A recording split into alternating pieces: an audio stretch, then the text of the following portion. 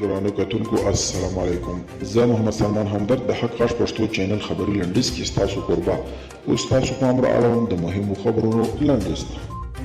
افغانستان ته د پاکستان په صادراتو کې کموالی راغلی دی. بزنس ریکارډر وایي سره له دې چې پاکستان له افغانستان سره د سوداګرۍ په برخه کې د اړیکو پر پراختیا خبرې کوي، خو سږ کال یې د تیر کال په پرتله په صادراتو کې 12.15% کموالی راغلی دی.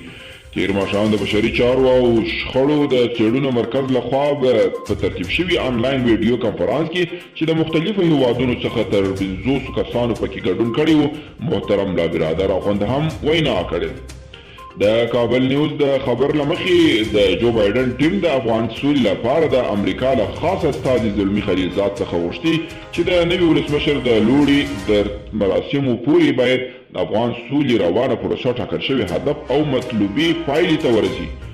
ټاکل شوی د په همدې موخه خلیلزاد ژر کابل ته سفر هم وکړ.